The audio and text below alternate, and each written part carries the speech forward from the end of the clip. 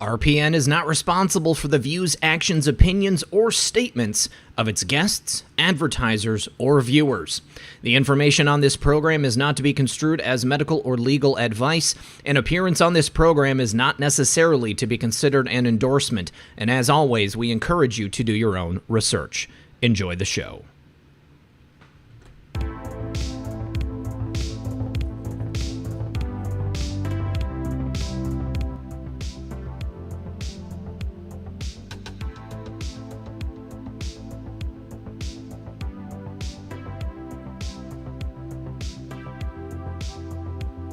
Good evening, Patriots,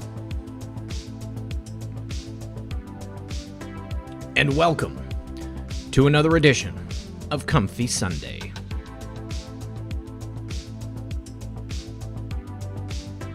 As always, I'm your host, RP, and joining me live in the studio once again is my co-host, M3.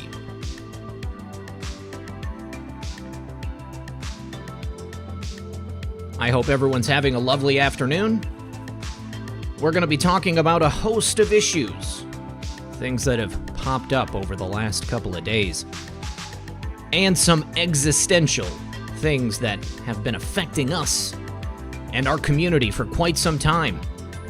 Our guest in the second hour is Ryan Hartwig, one of two Facebook whistleblowers to come forward very recently through the excellent work of James O'Keefe and Project Veritas.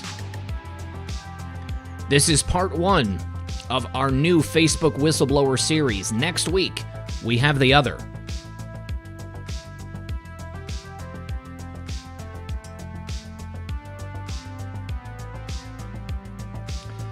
Do me a favor, guys. Sit back, relax, grab your popcorn, and we'll be right back after a very brief word from our sponsor.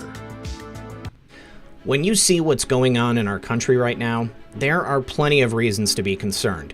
Social unrest is making life very uncomfortable, and it could quickly get worse. On top of that, a second wave of CV-19 through the Dem agenda is threatening to devastate our economy and our way of life. Are we going to have severe food shortages this time? Will supply chains get cut off if people can't work? What if we can't go to the grocery store anymore? Well, these are realistic dangers, so don't let yourself be unprepared. Here's what to do right now. Go to preparewithredpill78.com and start building your emergency food supply. The experts at My Patriot Supply are the only people I use and trust, and you can too. And right now you can save $100 off a full 4-week supply of delicious, nutritious meals the whole family will love. My Patriot Supply makes it easy to be prepared at all times, and saving $100 off a life-saving 4-week supply of food is too good an opportunity to pass up, because the second half of 2020 is going to be wild. Go to preparewithredpill78.com and get ready now. That's preparewithredpill78.com. Do it now, because when you support my sponsors, you support this channel. All right, good evening, everyone, and welcome once again to another edition of Comfy Sunday. Methods, how are you this evening, buddy? And I've been doing good, just been enjoying a lazy Sunday, which we all love those. Yes. And yeah, but besides that, always looking forward to the show with everybody, and I hope everybody in the chat's doing quite well. Most definitely. Yeah, I've been having a lazy, comfy Sunday myself. Lots of good times being had today. Nice and relaxing. The weekends are not always necessarily so relaxing. We were talking before the show, and I was saying that on any given day, I hardly sleep, maybe 4 or 5 hours if I'm lucky. And sometimes I allow myself to sleep in and just enjoy the day off, and it's been pretty wonderful. But like typical fashion, the news has not stopped, so we've got all kinds of interesting things to talk about tonight.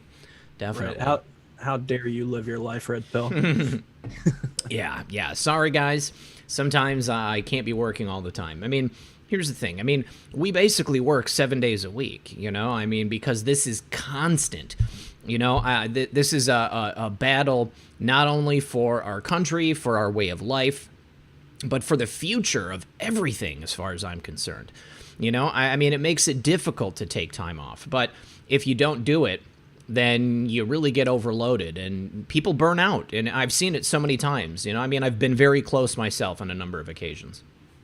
Right. Yeah. Scott and I, during the show, our debut show this past week, touched on that a little bit of balancing time. Yeah. And we're going to be getting into that more as we go, because it is important. We got to make sure, if we miss something breaking, as much as that sucks, you're going to get around to it. We got plenty of people that, carry the slack and help us out. So, it's good to have balance, man. But I'm glad once again that we always have this time once a week on Comfy Sunday to make sure we're here and covering the news. And congratulations, by the way. I was there for it. It was a great show. I love the format. There's clearly a lot of people out there doing news. We don't need necessarily another straight news show. I mean, something like what you guys are doing, more casual. I love the format, and I just want to let you know. I appreciate it, brother. I wouldn't be doing it if you didn't give me the opportunity to come here and ramble and get used to talking live to thousands of people. So, no, I appreciate it, man, for sure. Yeah. Oh, it looks like Scott himself is in the audience. Good evening, fam, he says. Woke Society is glad to have you here. Big congratulations to you as well. Already a spectacular broadcaster. This guy's a pro. And I know that we always love to talk about the fact that he's a newer recruit, but he knows what's going on, okay? Like, it didn't take him long to hit his stride. Right. I mean, he's been taking double dose of red pills since he got started, and they are an extended release. He's just running with it, and I'm proud of him. He's definitely built for this. Yeah.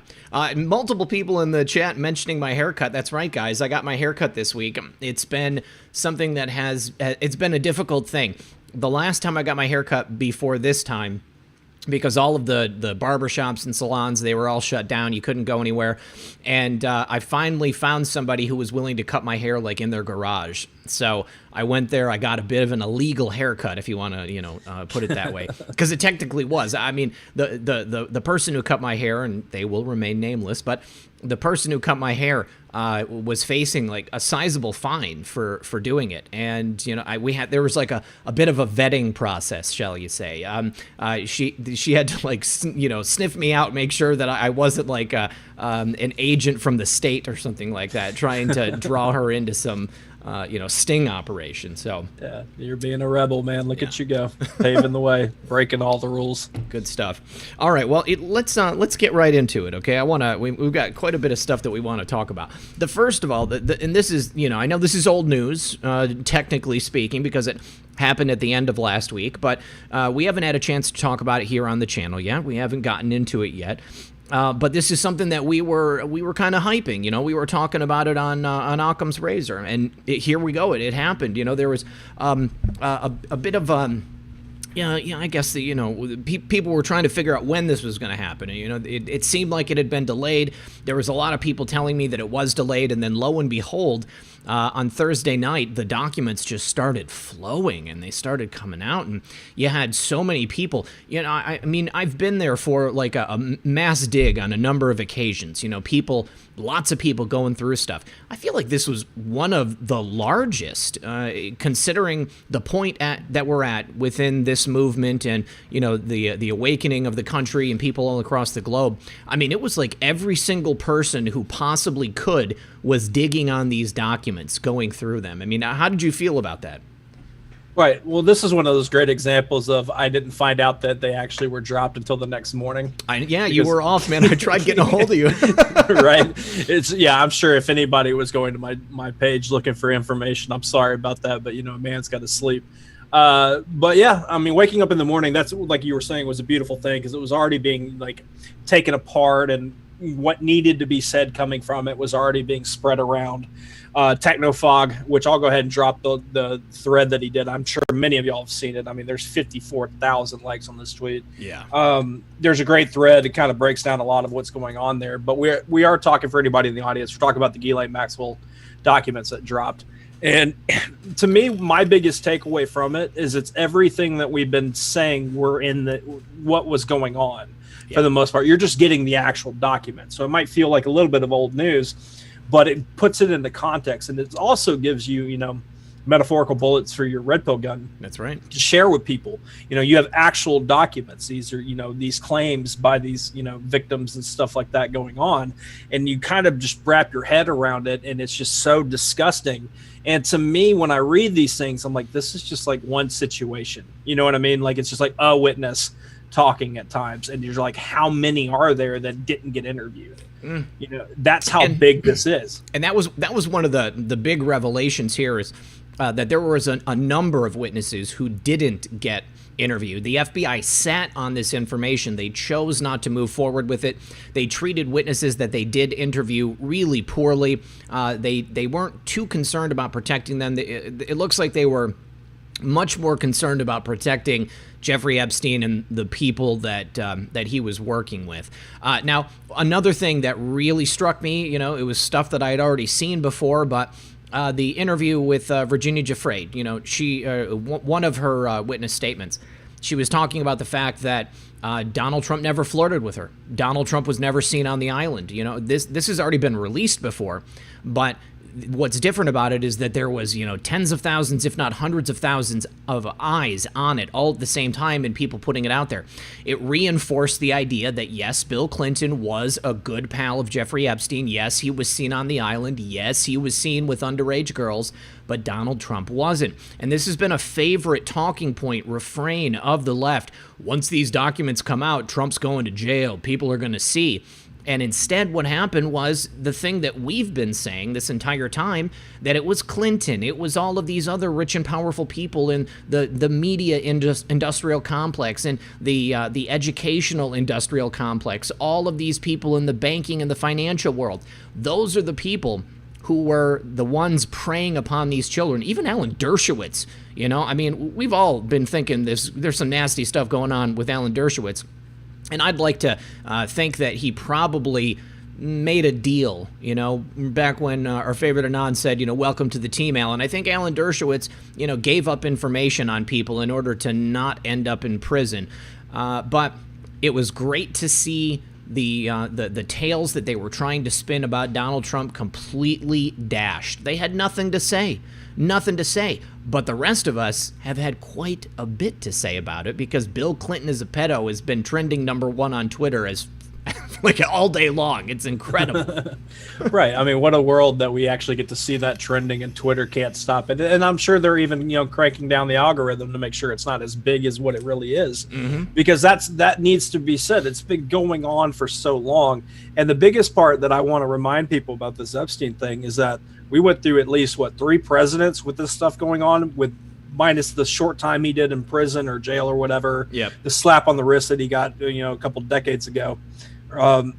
And it takes Donald Trump gets in the office and now all this is coming out. And this is, we try not to talk about, the completely dark, sinister aspects of this because it is unfortunate. I know everybody, it's implied.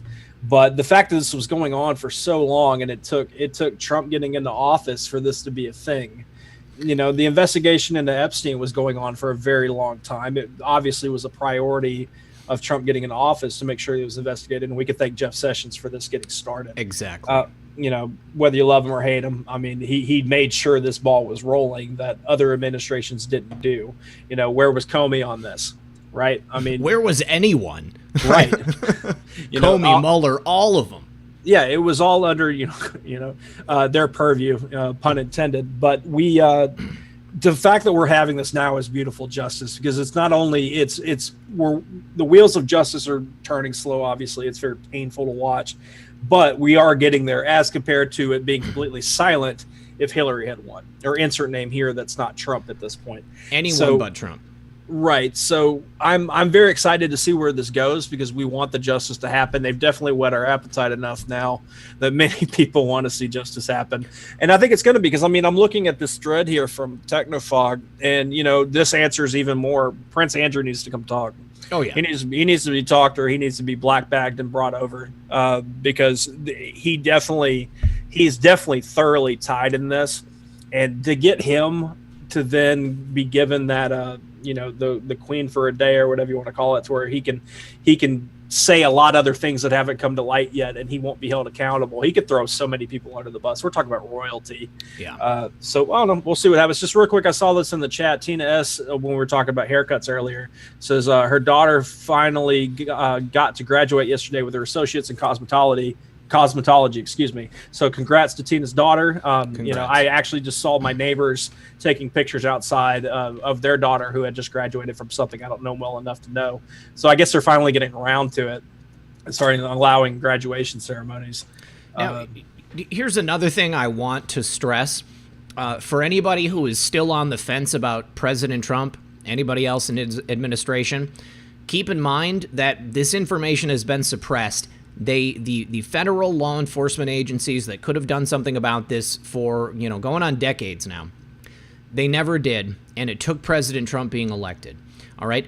What you want may not have happened yet, but it has begun under Trump, and it's only because of Trump. This is such a far-ranging conspiracy. This is global in nature. The amount of evidence that has to be sifted through to make cases against people who are heads of state, people who are royalty, people who are celebrities, it's voluminous, okay? Mountains and mountains of evidence. And if you can't believe that President Trump is the only reason that this stuff is coming out, and that the fact that it has come out now and it's being acted upon, if you can't believe that, then I don't know what to do for you. I'm sorry. You're just going to have to sit this one out, wait in the corner until everything happens, and then you can say, oh, geez, I guess you were right. I know I'm right. I know that this is really happening because this genie cannot be put back in the bottle. There are too many people now who are all too aware of exactly what was happening. And you get the population to a point where it's going to demand that something has to be done. And the good news is that it's in the process. Like you said, the wheels of justice turn, but they turn excruciatingly slow. And unfortunately, it may be, if you're one of these people, it may be that you've lived your life just like the rest of us with a justice system that was completely broken, that the wheels turned way too quick, and that the processes were not followed. Evidence was shoved down the throats of people that was potentially ill-gotten or was completely fabricated. Evidence was suppressed. We have a crooked system here in our country, but we've been slowly dismantling it over the course of the last 4 years. I always try to harp on this. Just look at the last 4 years and then look at the rest of your life, okay?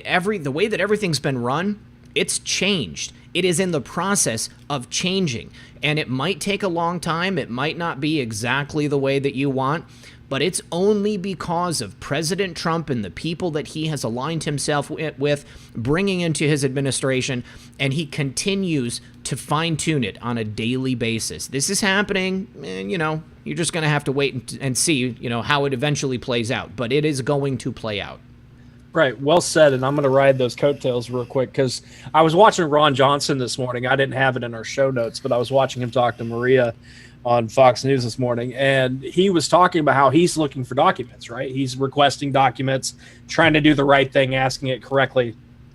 And he made some very bold statements. He was saying that the Democrats are really good at hiding information. He said they already know all this stuff when it comes to like Spygate or when they're looking into Ukraine stuff going on. And he said they're really good at hiding it. We're having to look for it. And he said he was basically threw like certain, not names, but bad actors that are in the State Department under the bus because they're just not producing these documents. And he said that he's looking to probably this week getting into the subpoena game and going after it that way. He goes, I tried to play nice. We've been asking for some of these documents for a month. And I know a lot of us have been saying, hey, well, we've been playing nice for a while. It's time to play ball. But this is a new investigation for him because he started this, in December or maybe like November, looking into all this stuff. Yeah. And he said, but he goes, I'm a tenacious guy. I'm going to go find these documents. But we're literally working against a game that was rigged from the jump with people still pulling the levers of control. Mm-hmm. There are many Dan Coates out there, if people get that reference. And we have to go about it the right way to get these documents, because once we have documents, just like these Ghislaine Maxwell ones, now see what comes out of this stuff. Because I find it very, very telling that we can have Bill Clinton go talk at a funeral on Thursday, being public, trying to be that, that guy where everybody loves him, favorite guy in the room type conversation. But then the next day, yeah, right. And then the next day, he has to send out a spokesperson to answer the news about what was going on in the Ghislaine Maxwell docks. That's what tells you everything. And on top of that, I said this earlier on Twitter, where's Hunter Biden out? If he didn't do anything wrong, which he went on ABC News, months ago, said he didn't do anything wrong, why isn't he campaigning at least virtually? Why isn't he taking interviews with CNN, MSNBC, all these clowns to support his father if he did nothing wrong? Yep, exactly. Writing on the wall. And you've got mainstream media outlets like CBS News being forced to run long 5 to 7 minute segments on this stuff, talking about how everything worked, everything that Epstein and Maxwell did, and it all connects. All right, all of these witnesses are not going to be suppressed anymore. All of this evidence is not going to be suppressed. It's under President Trump and his Department of Justice that action is finally going to be taken. If he was part of this group of illicit pedophiles that have been operating for decades, so long, maybe longer than that, then he would not have put anything into motion to allow this to happen. All right, so here we are. We're in the midst of it. It's happening. And to Devin Nunes' credit, he's got other jobs he's supposed to be doing too. He's supposed to be running the country. He's supposed to be in Congress. But at the same time, he is working and helping out with all of these investigations. And the Democrats, all they've done is hide evidence. All they do is lie. There are plenty of Republicans doing the same thing.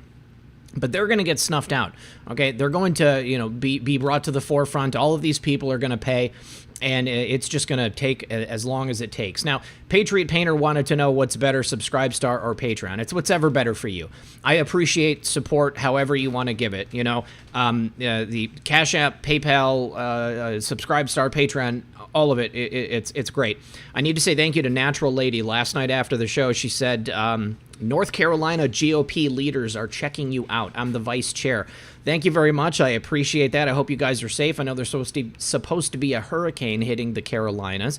But if any members of the North Carolina Grand Old Party are watching, thank you very much. I'm pleased to have you here. And I'm pleased to help support the mission of the president, because this is the most important time in history for anyone to be alive, It rivals the Revolutionary War, I think, because I really do feel that we're in the midst of a second Revolutionary War. We're fighting against our controllers, and the big difference is they have technology on their side this time, and they also have hundreds of years of being able to skillfully hide their crimes. But I think it's getting to the point where they're going to be unable to do that going forward. Now it's going to be up to us to make sure that they're never able to do it ever again. Now, real quick, there was a funny story, and this kind of ties into Bill Clinton, but there was a flight out of a private airport in Australia, and it was so overloaded with cocaine that it crashed on takeoff, and it exposed the crime syndicate. Now, if they could have just been a little less greedy, then they might have continued to get away with it, but they exposed themselves. Now, how does that tie into Bill Clinton? Well, clearly Bill Clinton, when he was the governor of Arkansas, he was allowing cocaine shipments by the clowns in America to be brought through there, which would then end up being filtered into American cities all across the country and creating the cocaine and then the crack epidemic and destroying many, many people all across the country. And now he's getting what's coming to him. Now, in addition to Bill Clinton is a pedo trending on Twitter, there are also Save the Children marches, which are starting to pop up all over the country. We've got some footage of one of them. Now, the person who actually took this video was dismissive of the demonstration itself, and but it doesn't matter. What I want to show people is that now this is it's a subject that's on people's minds in such a way that it's pouring out into the streets. Okay, we should make this rival the unrest that we've seen up until this point. If people are going to be out on the street, this is the kind of stuff they need to be protesting. Let's go ahead and take a listen. Right on this corner, and we'll wait for the rest of the group to cross at the next light. And I just want to say, everybody, there may be some profanity in videos we play today. There is definitely going to be profanity on some of these signs. Just please bear with me and just know that you're going to be exposed to it.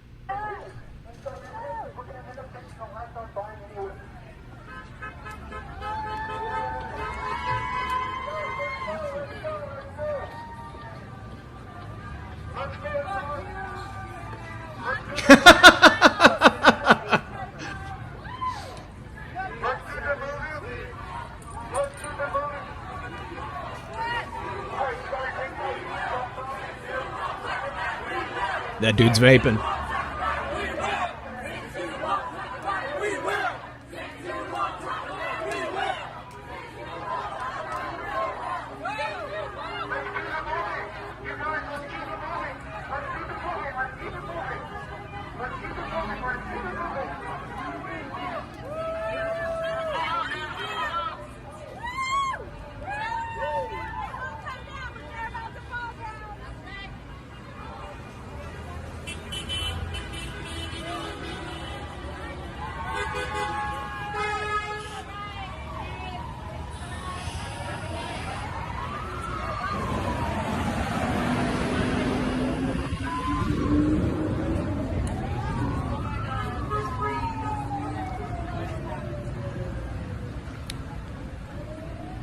All right, so you guys get the point. You know, this is happening. This is spilling out into the streets.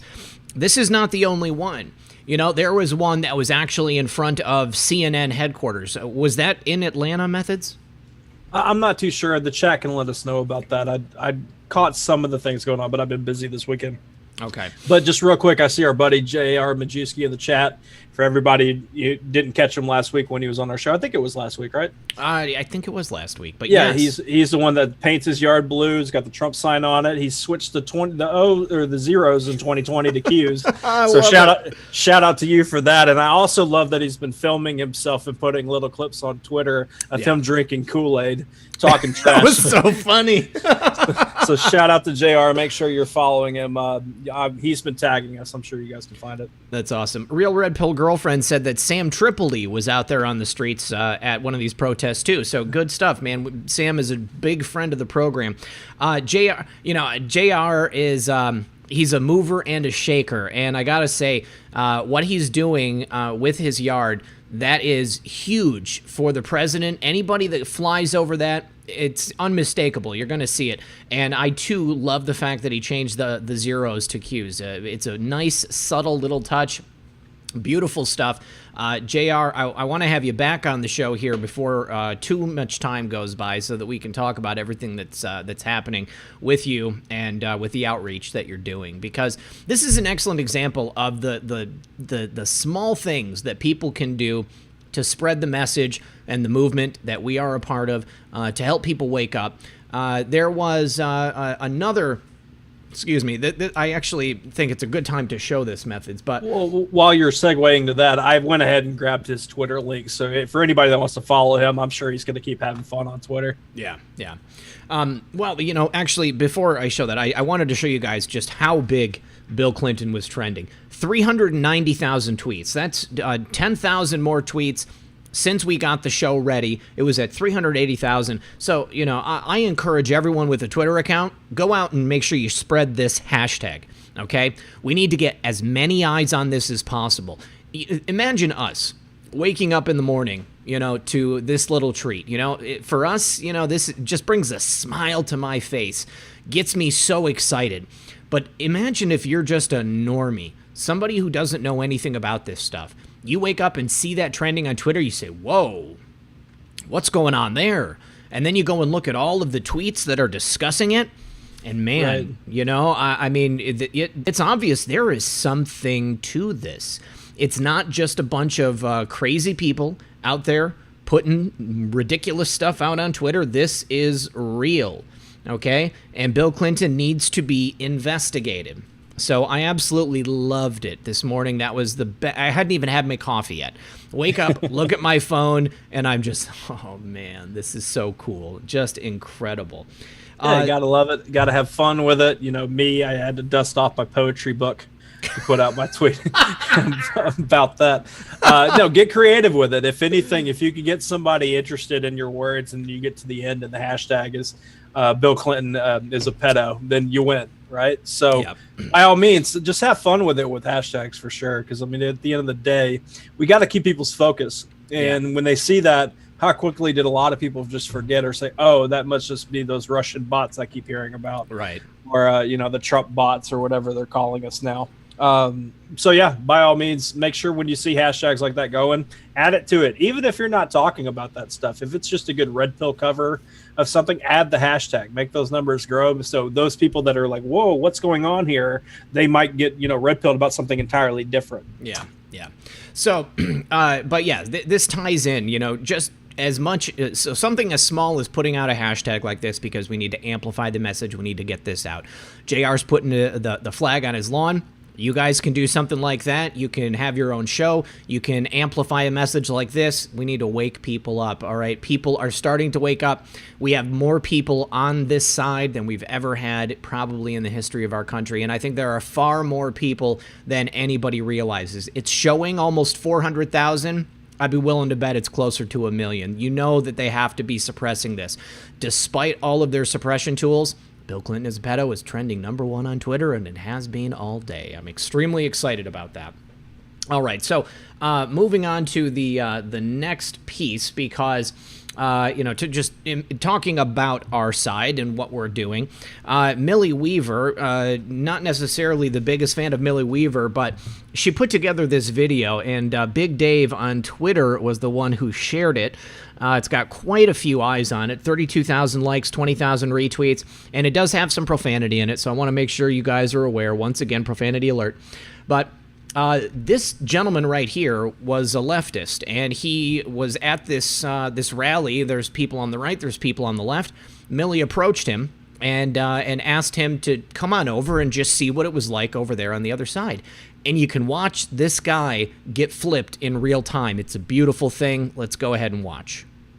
To take you over here with me to the Trump supporter side, and maybe you can show me if there is racism over here that I should be concerned about. He wants to know if he's going to be safe inside there if he goes. Yeah, come on in, you go with us. We'll welcome you with open arms. Hey, you guys are almost changing me around. Hold on, a few more, I might change my mind. I don't see enough of me to represent with me here. Hey, you're with us. That's all that matters, brother. This don't black white don't mean shit. Now I'm gonna go over with the demonstrators with him, and he's gonna follow me around and see if I get treated with love and tolerance. Little fucking Nazi bitch. Yeah, no one can hear what you're saying. You can, bitch. How do we become blind?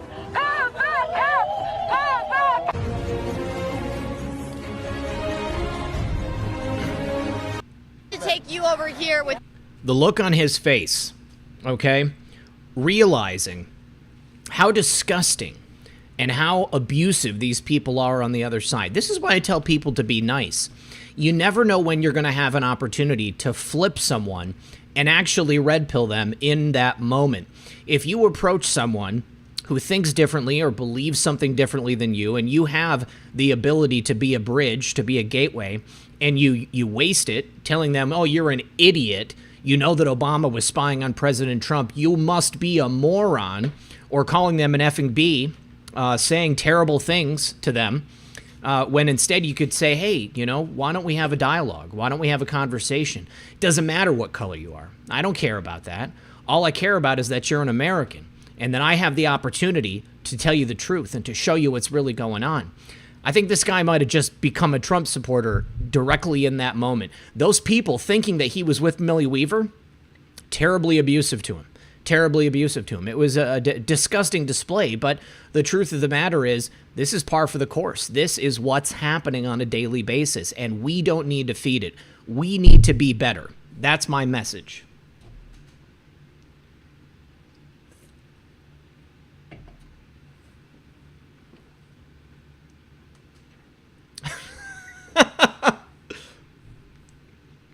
Yep.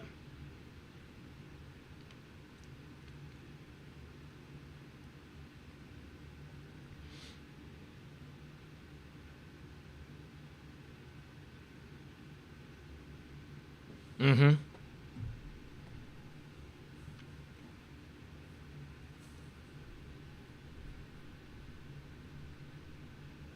Yep.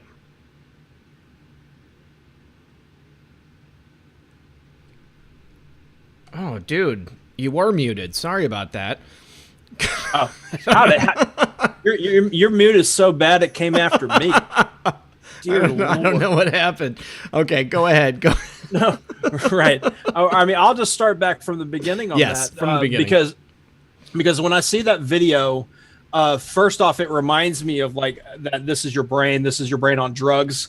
But it, you know, I would like to see an edited video on this is your brain on red pills. That guy's face being, you know, waking up in real time. That's when you see a red pill kicking in for people. And that, I also was thinking about it this way. This whole virus, this whole keeping us socially distanced, the covering of the faces, keeping us separated, saying we don't need to talk, not having church to where we can, you know, fellowship, because it's not just, you know, people, you know, communicate with their local people at church. It's not all about praise and worship. It is, that's number one, but you're also getting to catch up with people in your community. You spread information and stuff like that. Like that video that you just played is exactly what they don't want to happen. And that's one instance. You know, you went over one person, you know, flipped them from blue to red, you know, they can flip somebody two turns into 4, turns into 8, you know how that goes. But, you know, that viral video alone, how many is that waking up? Yeah. Because we need to have that. That's why it's important, you know, the citizen, you know, the investigative journalist, the citizen journalist, like our buddy Jason, you know, who goes out and films things and stuff going on that really helps out. Woke Up in Vegas, our buddy Jason, you know, that's very important. Think about the Fleckus video when he interviewed, what's his face? Jerry Nadler. He just happened to run into him in the street, interviewed him. And that myth thing that Nadler said took off real quick and became a talking point in congressional hearings within days. That's important. But at the end of the day, we need to make sure that we're still trying to reach people. And just like how Red Pill was saying before, you know, taking your time with people, not immediately going to talking trash to them when you're having that face-to-face discussion, you know, or on the phone or wherever, you know, at the end of the day, that does help. Give them that moment, because that guy right there was willing to listen. Millie, love her or hate her, gave him a chance to see things, and you got to see the love that we all see being involved in what we're doing. And you know, what do they say about us? They say that we're bigots. They say that we're hateful. They say that we are the worst possible pejorative that they can imagine. Why should we allow them to be correct? Okay? I saw somebody say that, you know, not everybody has the patience I do. It's not about patience necessarily. I am a patient man. I'm not gonna deny that. But we need to be able to have a dialogue with people, and this is something that is missing. I've said it so many times. This is missing, and they've done this to us. We need to undo that programming, okay? And it might take time. It might take a little bit of work on yourself, you know, but you're going to be a better person for it. But most importantly, we don't need to give them a win. We don't need to show them that what they think of us is correct, that the worst possible thing they can imagine is the truth, because then we're never going to have an opportunity to bring them over to this side. We're never going to be able to convince them that they've been lied to. And that's the thing. You know, it's easier to I forgot the phrase, but you know, I mean, it's easier to lie to somebody than to convince somebody that they've been lied to, you know. And it's going to take work. It's going to take time. But we're all Americans, okay? And at the end of the day, I want to see all of us standing together, united. I know that at some point, people are going to wake up. The ones who right now are not awake, they're going to wake up at some point, and they're going to realize just how bad it's been. And at that point, we need to be there to welcome them with open arms. That's what's important. You know, we're all human beings. You know, people, you know, we might have different beliefs. We might have different practices. We might be completely diametrically opposed in everything that we do. But by being kind, by showing them what kind of people we really are, you have an opportunity. You have an opportunity not only politically, but, you know, like philosophically, and I mean spiritually, as many things as you can possibly imagine. You could give somebody exactly what they need to change their life for the better.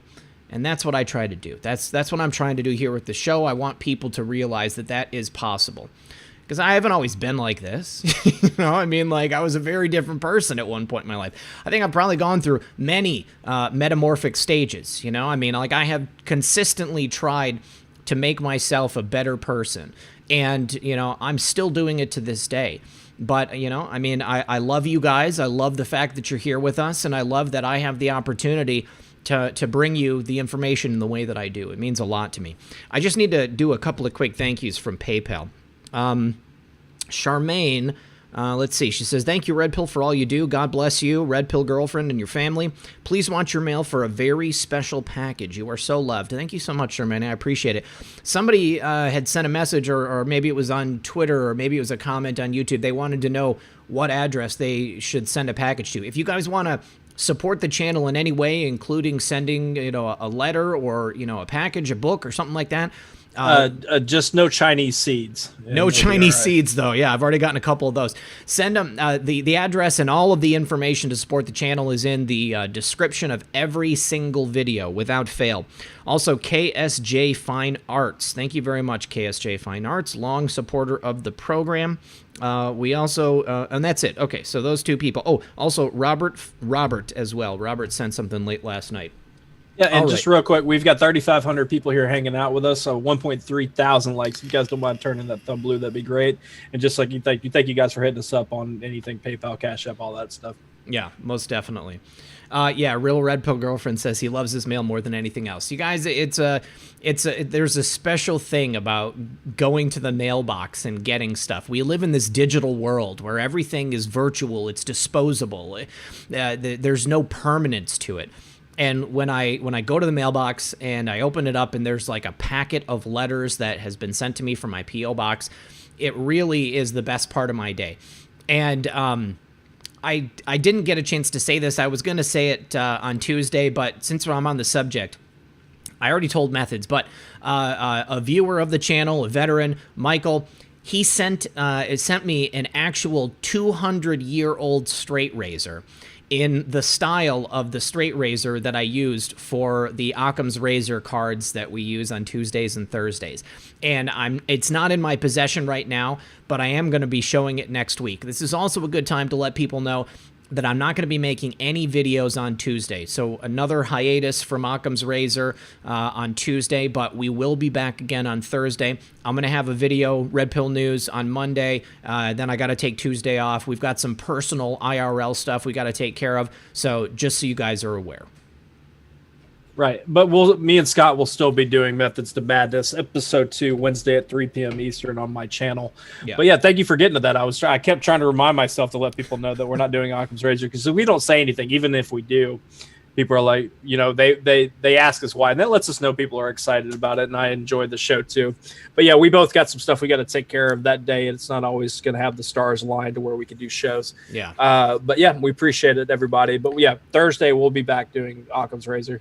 Yeah, and I can't wait to show you guys. It is so cool. I collect, little baubles like that, different types of antiques. It was very thoughtful of you, Mike. I really, really appreciate it. I appreciate your service.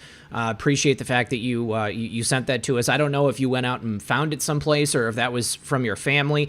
Either way, it was just so thoughtful, and I wanted to make sure that you were aware that I really appreciated it. I also have about 4 or 5 letters that arrived with that information on Thursday. I didn't bring it with me, so I'll be thanking those people this week when I get back to my regular studio. So this is actually something we didn't talk about discussing, Methods, but somebody just mentioned it in the chat. President Trump announced that he is, in fact, planning on banning TikTok outright. We'll segue back into that, but I wanted to make sure that I put it out there because we've got something that kind of goes along with that. But starting off, we've got some new information here from Paul Sperry. Former FBI General Counsel James Baker said that there was a constant dialogue back and forth between the FBI and the FISA court judges' staff legal advisors during the Carter Page warrant applications in 2016 and 17. Now, it's not clear in what format or medium those conversations were recorded, but what is most important is that dialogue was taking place. This was not just a one-off fleecing of the FISA court. This shows that the FISA court was actively involved in the illegal spying on President Trump and his associates. Very, very important. Right. And just like you were saying, like they painted the picture that the FBI shows up with their documents, you know, their reasoning saying all this is verified. We need to be able to have a FISA warrant on somebody, you know, and they take their word, they raise their right hand and they believe. And then that's all the court does. Yep. But having stuff like this come out, you know, I'll go ahead and say this, and this is my personal opinion here. You know, run with it if you want to, but this is my personal opinion. This isn't just, you know, a few select actors. I don't care what anybody says, you know, that we're doing things to undermine, you know, not letting Trump get elected or trying to undermine, you know, and remove the president and spy on him getting into his first, you know, quarter as office, you know, as president in his office. You know, to me, they probably used everything they could from the day Trump announced, and probably they would have done it anyways because they knew they could get Obama in for his second term, even if they, you know, probably cheated to get those numbers, make sure it's there. You know, the whole unprecedented voting numbers and stuff to me just is suspect in itself, but they would have used all their tools in their books. The more we learn about Obama, his administration, all these, you know, career politicians, lifelong politicians that have been involved in offices and stuff, they definitely used all the tools in their books. And to me, if we can have that all come out, that we know that they were spying on Ted Cruz, we know that they were probably spying on a lot of you know, news reporters and stuff, the good people that we would want to follow and stuff, you know, for the right information. All the candidates, all the people running in against them in their districts, I'm sure that they were all being spied on. To me, I want all that to come out. I know a lot of us do, but don't take it at my advice on face value of, oh, the FISA court got lied to and they just accepted it because it's coming from FBI agents. They were probably willfully allowing this to happen. Ron Johnson made the comment earlier. He goes, how many people in the State Department probably voted for Hillary Clinton? He asked that question on Fox News. Yeah. I mean, she made the State Department, right? Like, is she built as far as a lot of the people that are still there? She was involved in all that stuff. So don't kid yourselves on how big this is, or and consider it as just a few select, you know, situations.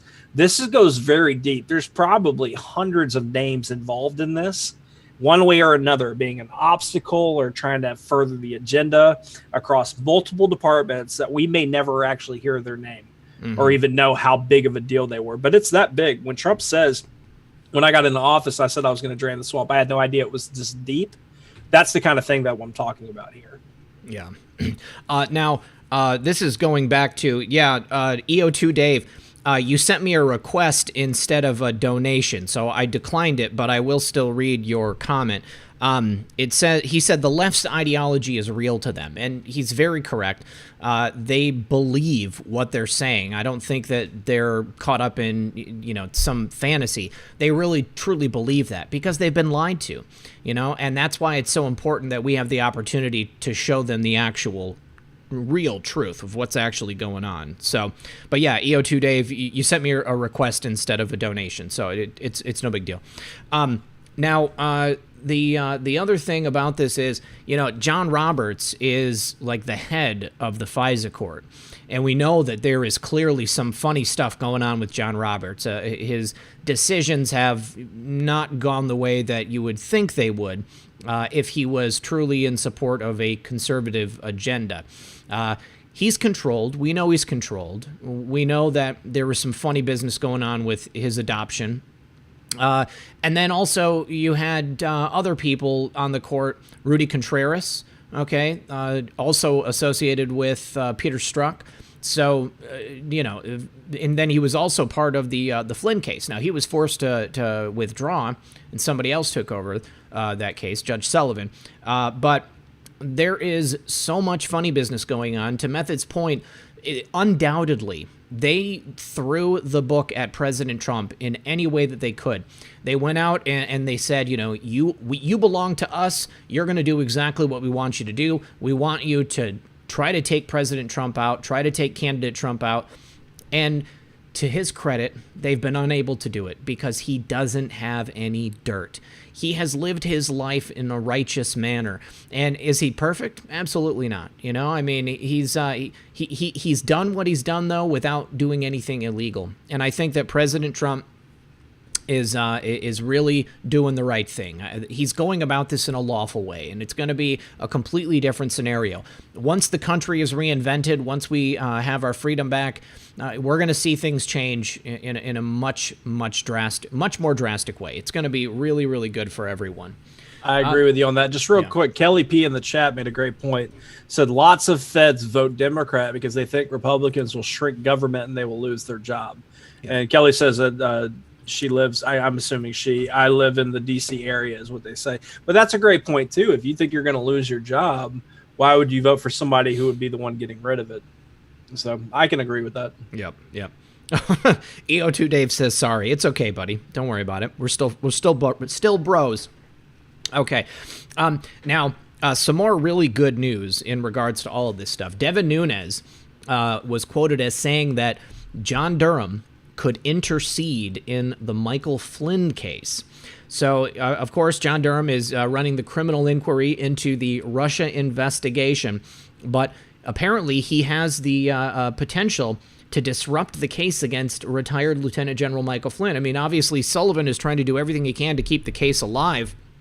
And now there is this new panel from the appellate court. And to answer my own question from the other day, it's the three appellate judges that were ruling over the appeals that Sidney Powell was putting forward to the court. So they are the three judges that are going to be doing it. I guess it's not all of the judges over there in that portion of the country. But he said, I think a couple of things could intercede here.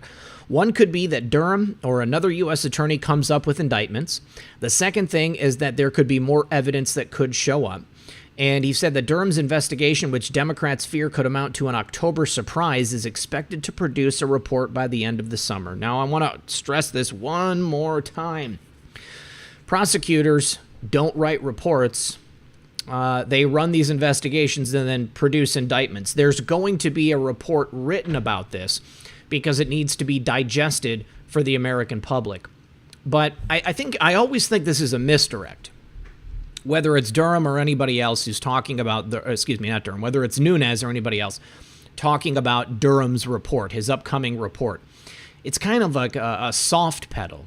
You know, I mean, I think that it makes the people on the left and the people on the right who were part of the coup attempt, who are, sitting on pins and needles waiting for this stuff. Oh, it's going to be okay. Durham's just going to write a report.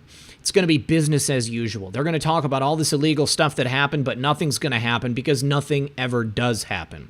We're going to get away with it. We're going to be able to continue on. And once President Trump is out of the White House, it's just business as normal for the cabal. But that's not going to happen this time. Things are going to change. I got a report today from somebody, I'm trying to determine how I should say this, somebody who works on a base, who is involved with directly with governmental affairs, told us to keep our eyes open for the September-October time frame. Now, October surprise, obviously, it's a phrase we've all heard many, many times. That's the time to do it because it's close enough to the election that it's going to have an impact on it and that people are not going to forget. Keeping in mind that today's society has a notoriously short attention span. If they were to drop something like that, say, early in the summer or even now, there's a possibility that the news cycle could completely overwhelm that before the election. And then the next thing you know, people aren't even considering the fact that all of this illegal activity happened. The only thing they're worried about is that, we have another 100,000 cases of CV-19 or something like that. So the timing on all of this is extremely important. And, once again, I think that's why we haven't seen anything yet. It's not just the fact that there are volumes of evidence. It's that it has to be done at the right time so that it has the maximum impact in the way that it needs to. 100%. And what Devin Nunes was kind of hinting at, and if you follow Bongino, he refers to, reading in between Devin Nunes's words. Yeah.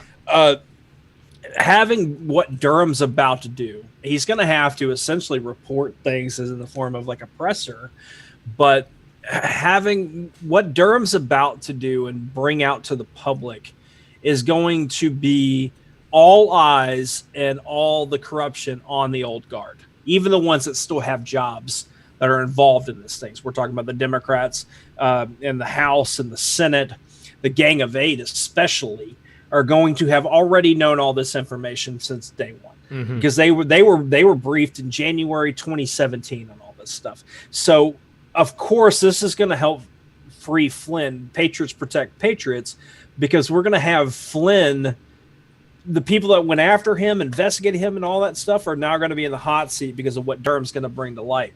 And I know a lot of us already know these things, but you have to think about the concept of what's about to happen before an election, when you see all hands on deck to get Biden, or insert name here, a Democrat, a not Donald Trump, into office. When they hear things like, oh, a report's coming, and you're like, yeah, here's a report that's coming from Durham, but it's, you know, it's kind of like the Mueller report, but it's actually going to be action. You know, you're going to have those things. So referring to it as a report, I'm fine with that. But like you said, he's going to bring he's going to bring to the stage action, and we're going to see Durham do things that we're going to have to go back and take apart all these narratives to just scream holy hell to let Flynn go if he hasn't been let go by then. Right. And any other situations that have happened, Papadopoulos, Carter Page, Trump's family, John Solomon, Sarah Carter, you know, all the people that have been attacked for saying these things for years are going to be vilified, and we are the general public. This movement is the general public, and we have to make sure that we bring so much noise to this stuff and make sure things happen. But I think that we're going to be given, and I think this is designed in such a way that Durham's going to be bringing us actions that we've been wanting and craving for so long. And some people, I've even seen the chat, I don't know if you're shills or not, saying I've lost all my faith or whatever. I saw it earlier. You know, more power to you. I hate that if you feel that way, if you really do. But it's going to be a brand new situation, and it's going to even feel different when we have actual actions happen, because that's so many metaphorical shill bullets taken away. And it's also going to give boost of confidence to people that have been on the fence or they're new to this situation. And we're going to be able to just take that energy and run full speed with it. And we're going to. I have no doubt in my mind about that. Yeah, 100%. Okay, so next up, we've got Ryan Hartwig coming in just a moment, but wanted to talk about this because it ties back into Devin Nunes, the investigation, and a lot of other things.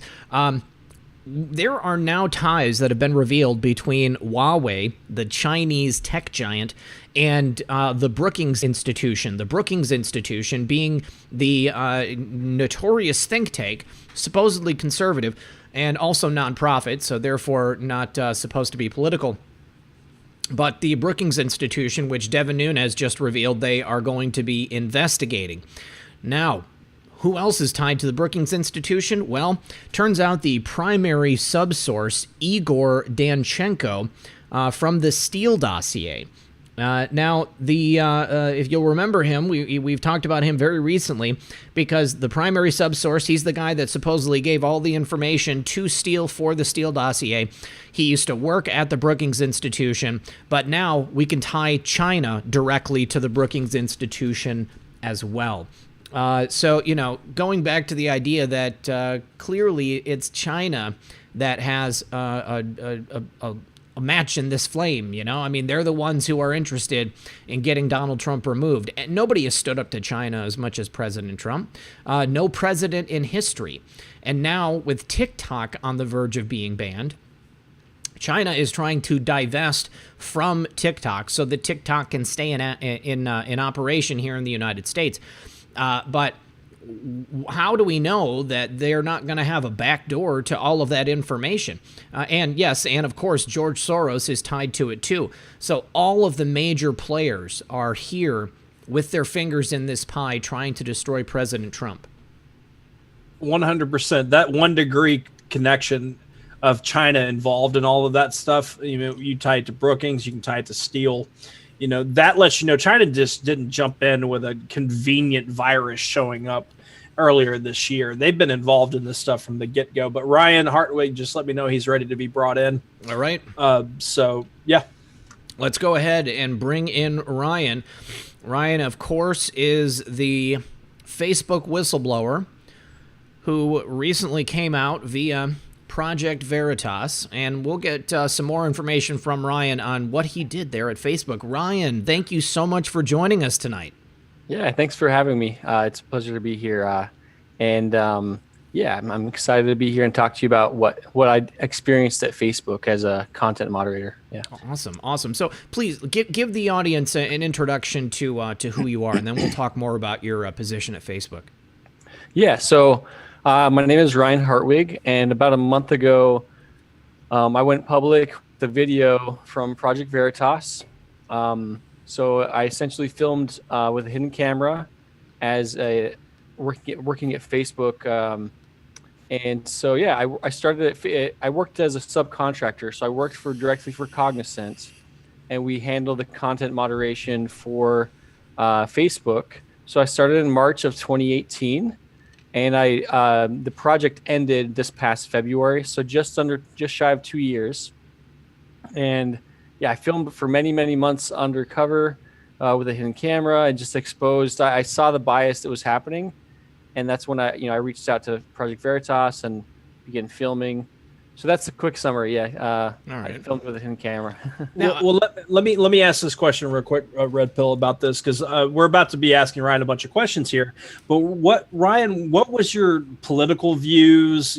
How did you see the society itself before all this got started? Before you even worked at Facebook, who was Ryan before all this? Yeah. So before this, I was more, I would say, either libertarian or conservative. I like a lot of the principles of libertarianism. So that was who I was before that. Just prior to that job, I was working as a security guard for 6 months here in Arizona. And so the job I had was entry level. But yeah, that's a little bit who I was politically. I did follow politics pretty closely. And, some of the changes that Facebook made in the policy are very, very nuanced. And so it takes a little bit of, takes some analysis to realize what they're actually doing behind the scenes. What I wanted to know is, how long were you filming undercover for? And what was the straw that broke the camel's back, proverbially, that made you decide to reach out to Project Veritas? Yeah. When I started in March of 2018, obviously I didn't go there with the intention of violating my NDA or filming undercover. To me, it was just a great job opportunity. I got hired as a bilingual content moderator because I speak Spanish fluently. I have a degree in Spanish, so it was my dream job because I got to see current topics, politics, and also use my Spanish. So in my training, one of my trainers was openly political, and she talked about how much she loved Obama, and Obama was her patronus charm. And so that kind of threw me off.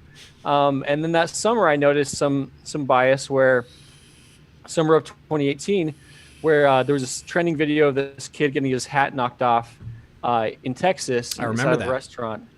And Facebook said, hey, delete this video across the board. Super viral, super trending. And they're like, well, the guy's cussing at the kid. But so it's to answer your question, in May of, it's kind of a long answer. In May of 2019, I reached out to a couple of congressmen. I wrote a letter. I had about 19 examples of bias that I'd witnessed against conservatives or involving elections, and I didn't hear back. And so that point, I reached out to Project Veritas. So from the first day I filmed to the last day, that was a period of around 8 or 9 months. Okay. But during the last several months of when I worked there, that's when I was filming a lot more regularly, almost on a daily basis. And that's also something we can discuss, like kind of the nerves and the the trepidation. I was wondering about that. I mean, that's got to be an incredibly anxiety-inducing thing. I mean, to know that at any moment, maybe somebody's going to... I don't want you to tell us exactly the nature of the hidden camera, because I wouldn't want to screw anybody else's chances up of being able to do this.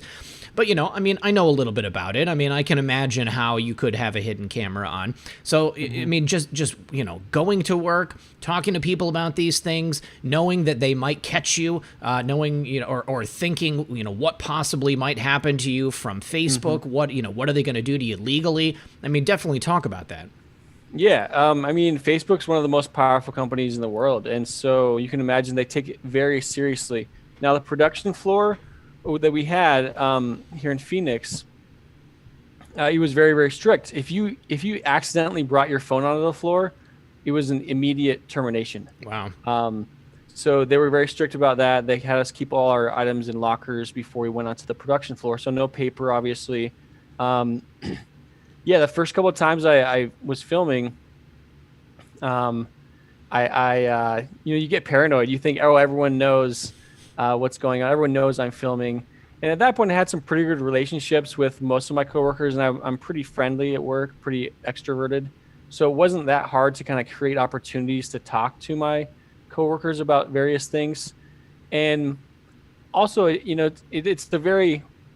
I get along pretty well with most of my coworkers, and it's a very open environment, is where you can talk about anything, because you're literally sitting there like determining if the nipples, the nude female nipples, are violating or not. Sure. Or if or literally like, what's an erection? Like, is that an erection or not? Or I'm not sure. What does the policy say? Ridiculous. So that creates a certain rapport amongst the coworkers. I was very, very nervous for a while. But at a certain point, I got very comfortable wearing the camera, and I almost forgot about it a couple times. Forgot I was wearing the camera. But yeah, it was very, very nerve-wracking. I feared, retaliation. At this point, I haven't heard anything from Facebook or Cognizant about my NDA, nothing at all. I feel like at this point, now that the video's out, anything they say or do will just make a bigger PR fire out of it. Right. Yeah. All right. So were you open about your political views at work, or did you have to like mask yourself so that you didn't have to worry about, getting browbeaten? So like I was already kind of open about it. People kind of knew who I was even before I started filming. So I wasn't able to, hide that. I actually started on the Spanish side. So the first year and a half, roughly, I did Spanish content moderation. So I was one of only like two white guys in the Spanish department. And I got along great with all of them. They called me like the Güero or the Gringo. And so we had a good time. They kind of knew, and that side's a little more conservative in general. Generally, Hispanics are more conservative in some ways. They kind of knew I was conservative. So it's funny because one of my coworkers actually had like Obama as his profile pic. And then one of the other coworkers, he changed his to Trump, but he only changed it for like a day, and then he took it down. When I switched over to the English side, so during that time in the Spanish side, I could see all the posts and guidance from the North America market. So all the training decks for the 2018 midterms, elections. But when I went to the North American side in July of 2019, so this past summer, it's different culture, different types of people. And over there, it wasn't like I openly proclaimed it, but I was, like, people kind of knew, like, word got around that I was conservative. Yeah. Do you think that people like had to guard the way that they spoke around you, or did they at all like come after you for being conservative? That's something that people in the video talked about. That they said, "Oh yeah, we knew Ryan was conservative, so we kind of excluded him from conversations." Yeah. But I didn't notice that openly. I didn't catch on to it. So I don't think that was. It may have been happening. I mean, like I say, I was pretty friendly with pretty much everybody. Now I do know some conservative people. There's one conservative guy who was very, very open about his beliefs, and he talked about it all the time. But another guy I talked to, like I would have these conversations, and I knew he was conservative, but even at work, like he would phrase, we were talking about politics, he would just phrase it in the most like neutral way possible. Yeah. Not in any way inflammatory. So I think there were conservatives there who were guarded as well, who were careful about that. But the two guys in the video that you see, Jose Moreno and I forget the other guy's name right now, but we kind of sat near each other. And we got along pretty well, and we were all conservatives. They both are military veterans. So I remember that.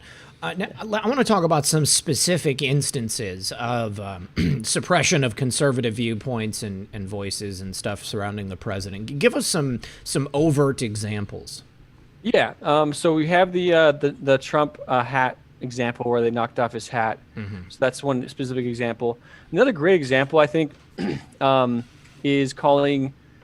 So you can call someone a Trump humper, but you can't call him a feminazi. Yeah. So see, technically, if you make a claim of sexual activity against someone under that bullying policy, if I say like, oh yeah, I know you had sex with someone with Rachel last night, I directly name them. That gets taken down no matter who reports it. So with Trump humper, there's this post and it talks about how, okay, we know that Trump humper is referring to sexual activity, but hey, we're just going to call it like exaggeration of speech. So that's how they got away with not being a claim of sexual activity. They're saying, hey, this is political speech. This is a claim of sexual activity. This is not a claim of sexual activity. So that's something that's pretty interesting. Let me pull up another example here. So MAGA support, political speech, right? So you want to allow us a certain degree of like political attacks. Now, we talked maybe earlier. There's a group called Dangerous Individuals and Organizations. So in that category, you have terrorists, you have Hitler, you have of course Gavin McInnes as a as a hate figure. So you also have criminal organizations like, gangs and whatnot. So the KKK, rightly so, is listed as a hate group. Obviously, I denounce any form of racism. It's not cool.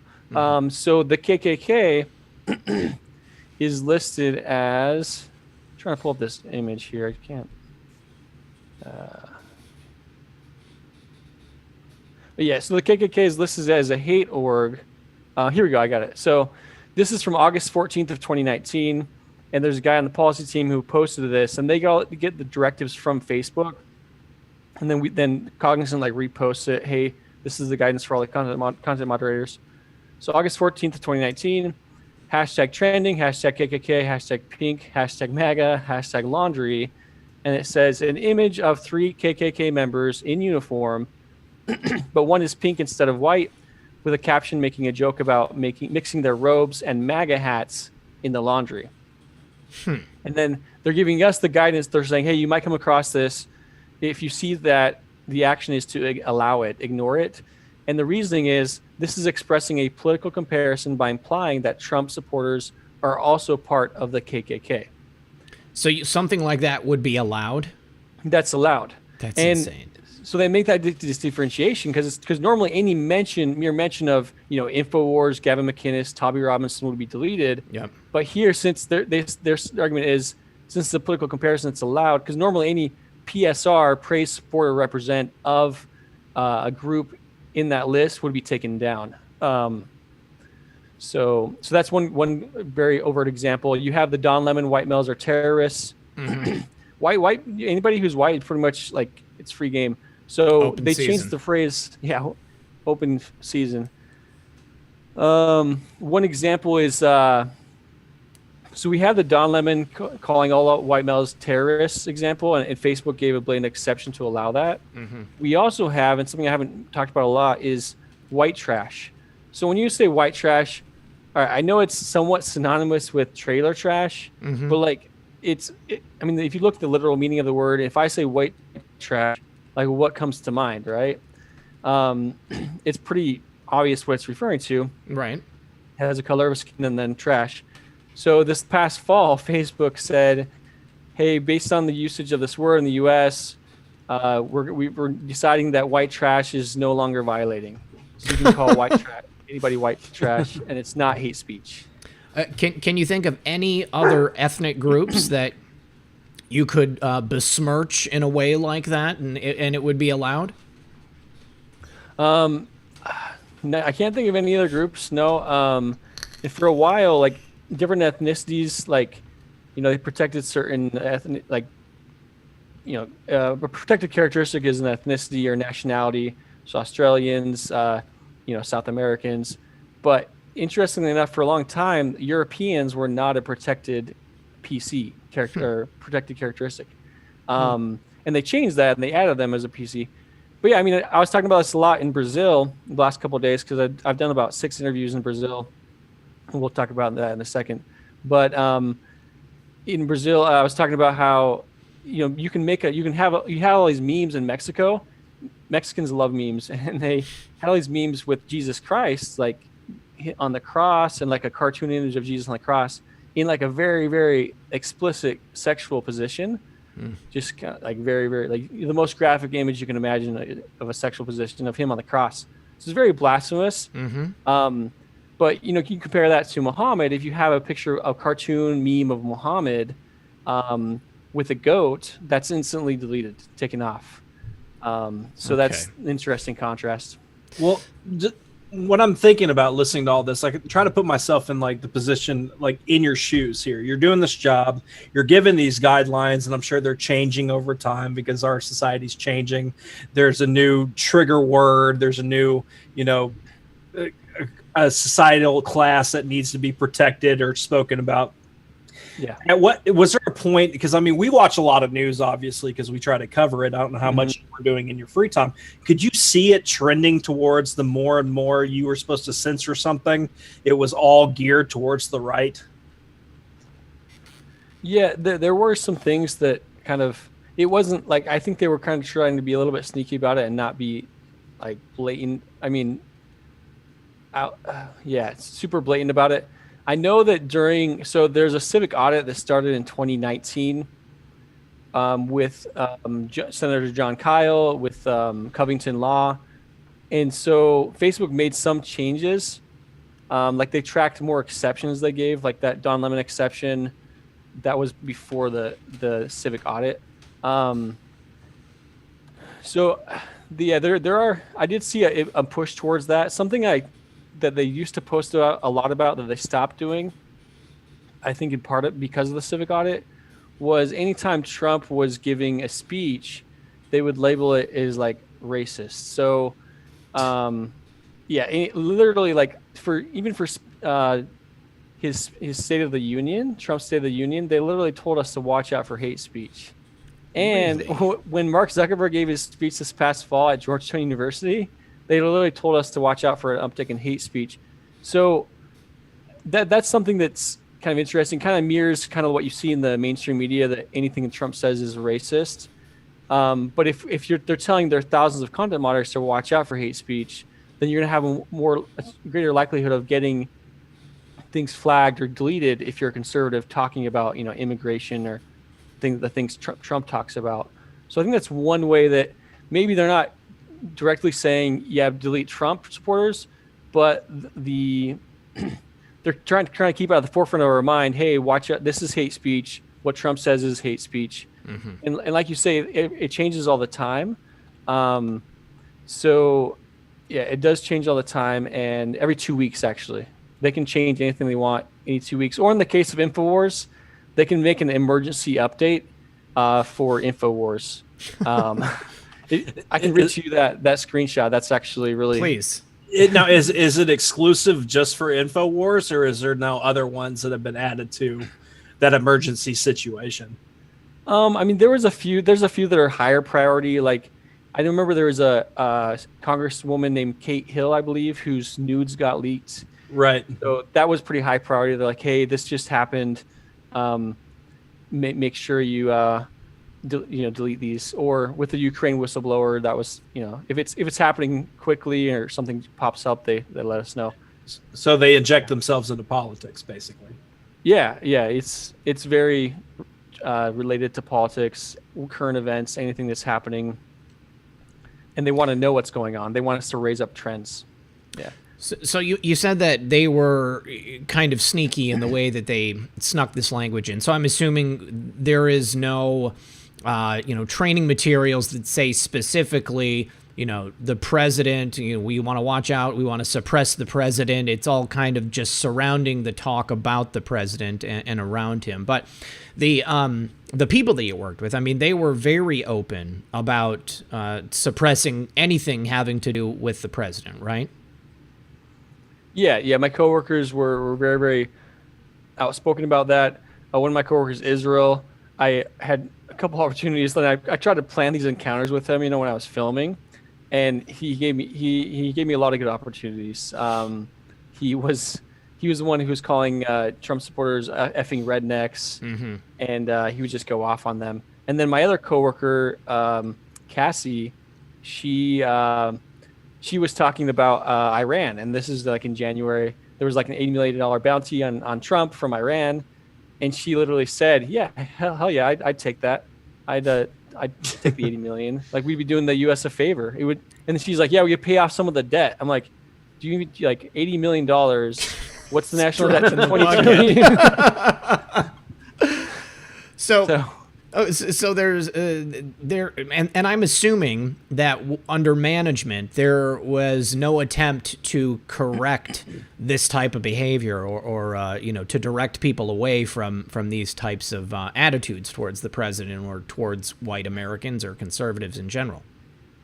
Yeah, from the higher ups. I mean, the hierarchy, the way it worked, we had like people who were content moderators who were SMEs who kind of gave guidance. You had questions like service. Subject matter experts. Yep. And then above them we had the team leaders, and then above that was the team manager, and then the service delivery manager. And then Zak McElroy, the other insider, he recorded the service delivery manager. So we're pretty high up on the food chain there, saying we need to make sure to get rid of Cheeto. And he actually admitted that they were kind of lax in punishing people who were deleting stuff they shouldn't have deleted. Like deleting pro-Trump posts. So I mean, with our leadership, like the policy manager at my policy manager in Phoenix was Sean Browder, and a lot of it is just like going by the book. Like even some of my conservative coworkers were like, "Hey, we don't like this. It's a job. We're deleting stuff we don't agree with, or we don't agree with what's going on." But at a certain point, it's just like, "Hey, we're gonna do what the client asks," and a lot of that was repeated a lot from the managers. Hey, the client requests, or we're just trying to make the client happy. So that was a huge priority for us. Serving the client. And before I forget about it, so we were talking about emergency updates and how Facebook kind of monitors the political trends and news trends. So this is May 2nd of 2019. So Sean Browder, the policy manager, posted this, and he gets the guidance from Facebook, basically copy paste. So this is in brackets, emergency update, brackets, hate domain, brackets, dangerous orgs. Hi all, please take note of the following emergency hate domain designation update going live immediately. And then it just has a little dash here, InfoWars. Any PSR, which stands for praise, support, or represent of InfoWars or links to the domain should be removed from the platform. Wow. And then this post was liked by, we have to like it when they post it. It's liked by 559 others. And I think, if I'm not mistaken, there's a laugh emoji there. So. Wait. Did you say that you have to like it? You have to like it when they post it? Yeah, like it's just like a little internal Facebook tool that they have. Okay. I thought you meant like publicly. Like, let's go ahead and get those numbers up. Which wouldn't be surprising at that point. So, I mean, it's just like actually liking a post on Facebook. It's just the internal communication, and you can add the emoji to it. Okay. Yeah. Right. So they want you to play the dopamine game, huh? But yeah, just real quick before we go in further, because I know that there's a lot of things we want to touch on tonight. Yeah. And we want to thank you for being here. We've got 3,700 people, give or take, hanging out with us. We appreciate it. If you guys don't mind turning that thumb blue, that would be great. I had a friend of the show, our buddy TikTok, ask a very important question. And I remember as this was going on, it made a lot of us wonder about it. Now, I do believe during your time working there, the 10-year challenge was going on. Is that correct? There were a lot of challenges that we saw, and there were certain things that we, monitored. Can you kind of refresh my memory on the 10-year challenge? Go ahead, Rippo. I mean, it was basically a challenge from Facebook to post a picture of yourself today and then a picture of yourself from 10 years ago. So, you or your friends and family could look and see how much you had changed. But there was some speculation that perhaps this was a data mining operation, which was going to be used for Facebook's AI face recognition. Like how you'll have pictures of people, and then Facebook will suggest that you tag them with a name or whatever. That's how it worked the last time I used Facebook, but it's been many years. Yeah, I just pulled up an article from Wired.com about that. I will say this: they told us, hey, part of your role here is to train our AI, and this is what Zuckerberg testified about, and Rep. Gates talked about on Wednesday is manual manipulation, and so there is manual manipulation of content and deletions, and I think it was incredible from the testimony on Wednesday because Zuckerberg was like, yeah, before anything gets posted, we delete it. And like, it just reminded me so much of Minority Report. Like, hey, we're gonna. Oh my gosh, like that's just so scary. Zuckerberg kind of got punked, in regards to his testimony. I mean, he was lost for words on a number of occasions. The last time he came in, he said that there was no possible way that this stuff was being done. Now, then your report and also Zak's report come out, which really proves that, yes, in fact, conservative voices are being censored, and there is a culture to promote it there at Facebook. And he did the best to sidestep the question. But, I mean, what do you think, what else could be brought forward to show Congress that this is, in fact, happening? I mean, and what did you present to them to show them this is happening? Yeah. So I did give a lot of material to Congressman Matt Gaetz that was not in the video release. And it's tough, too, because, obviously what I published with Project Veritas is, essentially their material now. And I have an agreement with them, obviously. And they're doing a great job. They've got a lot of great lawyers there. But yeah, as far as what I captured, it's been tough with these interviews because I'm talking about things that aren't in the video. Mm-hmm. And I can't really share the screenshots to you guys, but there's so much more there. And there's a lot of stuff I shared with Matt Gaetz. Even before the release, I sent him this material. So they've been looking at this for the last month. And that's why they're able to send that criminal referral over to the DOJ. Yes. So, yeah, I think some of the things in there, I mean, it shows like how they mark spam. So there's some things where they mark it as spam where it was like, on Facebook where it's like, hey, click here if you support Donald Trump. So it looks a little bit spammy, but it could be a legitimate ad. And there's a training deck that references that. Some other things in there. Just screenshots from the election training decks. And I mentioned this in Canada with Rebel News, how they're basically protecting Jagmeet Singh because he's a Sikh and he wears like a head covering. And so as a political candidate, if you're of a certain religion that has something visible that represents your religion, you get more protections. So there's a lot in there. It's we'll see how things develop in the next couple months with the investigation. But yeah, there's a lot of material in there, screenshots, and the topics range as far as like abortion to like anti-vax to like elections. Basically, there's a lot more going on behind the scenes as far as evidence, like the actions that were taken by Facebook that we saw during that sham hearing. I conveniently had a different show to do during that time with Big Tech, so I didn't have to cover it. I had an excuse. But from the first hour I listened to it, or maybe 45 minutes, there's a lot more going on, and they were trying to sell this whole, we're trying to do the right thing, type of things. Like, so you're saying behind the scenes with the evidence that you've handed over, that you did with the other Zaks, basically on the information on big tech. You're saying there's a lot more being looked at than what we're seeing publicly. Yeah. There's a lot more behind the scenes that the public hasn't seen yet. So I mean, and it's funny because the new Washington Post came out with an article like last week, and they were attacking the investigation with Project Veritas and essentially attacking me and calling me a liar because they're saying that the evidence is unsubstantiated and not corroborated, limited evidence. And so I'd like to see them retract that. I know Project Veritas loves to do those retractions. Yeah, retracto. They got the wall and stuff Yes. of all the different ones. Yeah.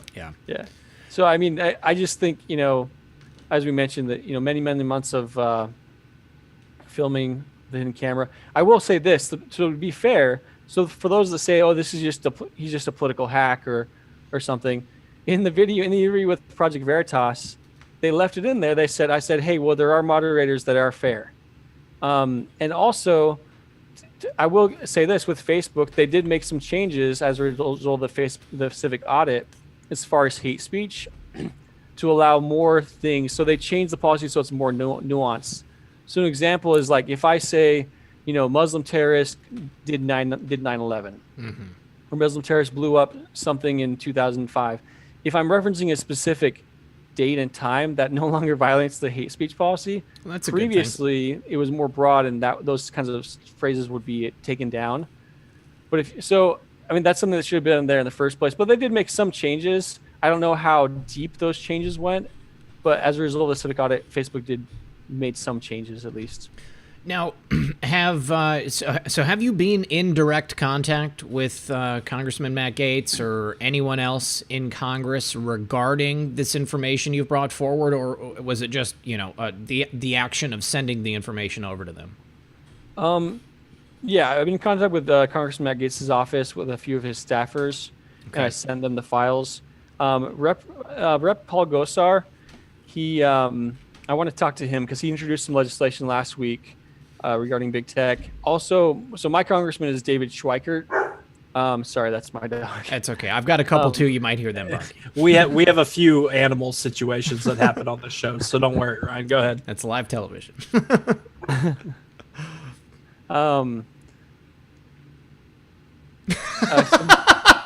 Did you guys hear that? No, but I can tell what you said. Okay. I told my dog to shut up. It's fine.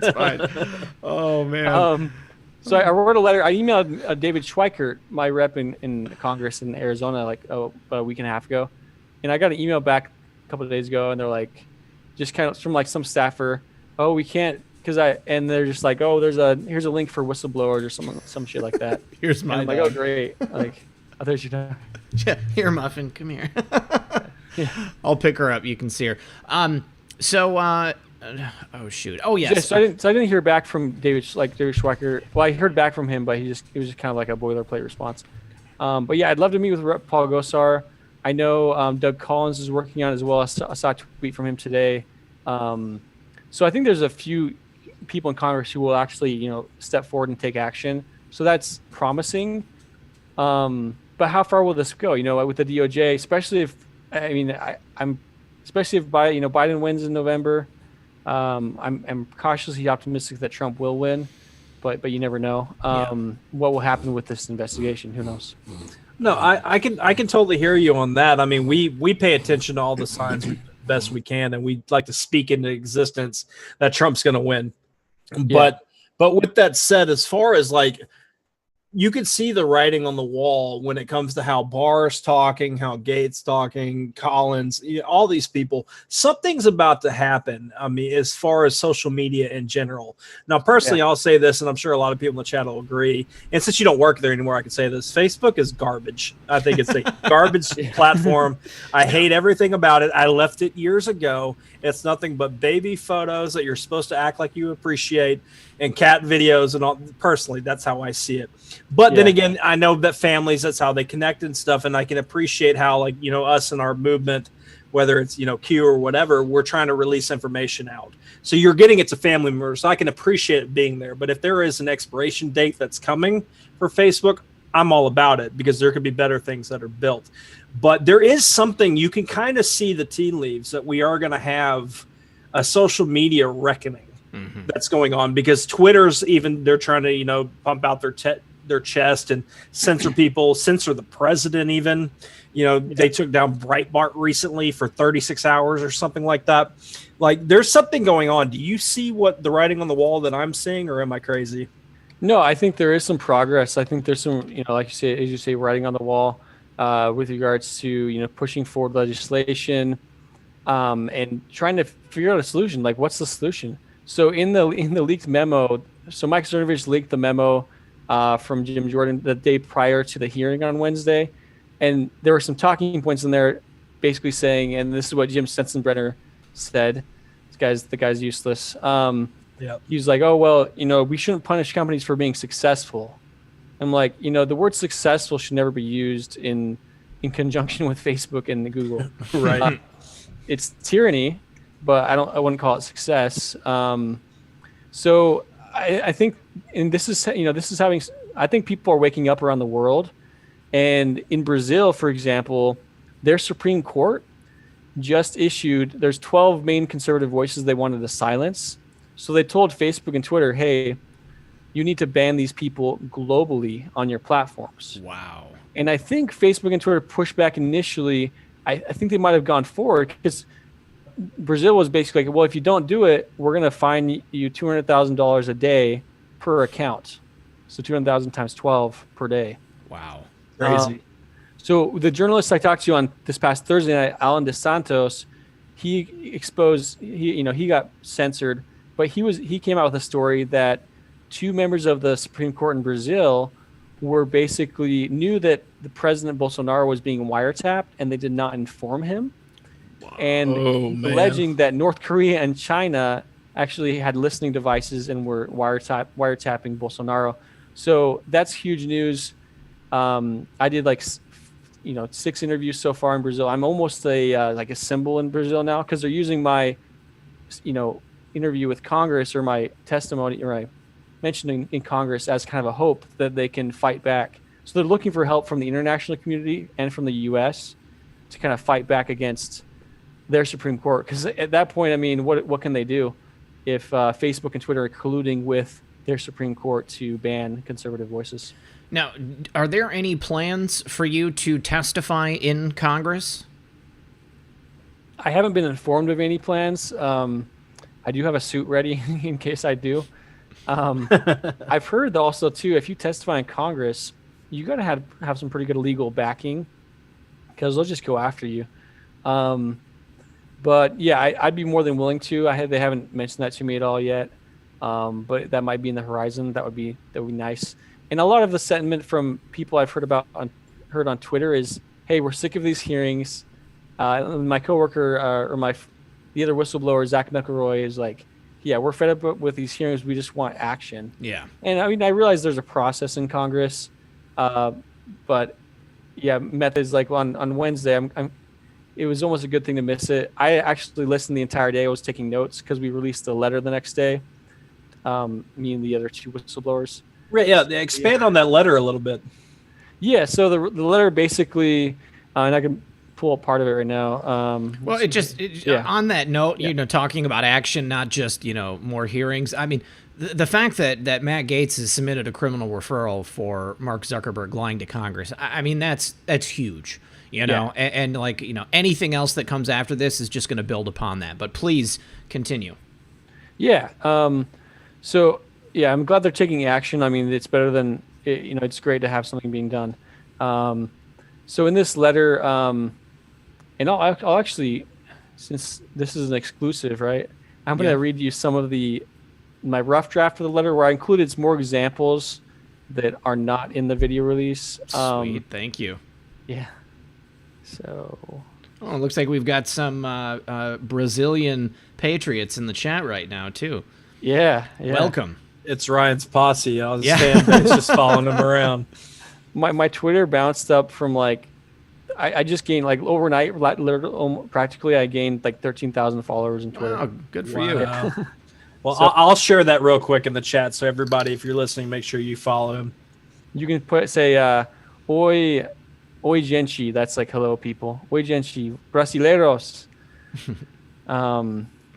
So yeah. Anyways, so this letter, yeah, I wrote about a couple of things. I talked about in Brazil. So this is what Brazil really liked, and this is what made me go viral in Brazil, because I talked about electioneering and everything going on in Brazil.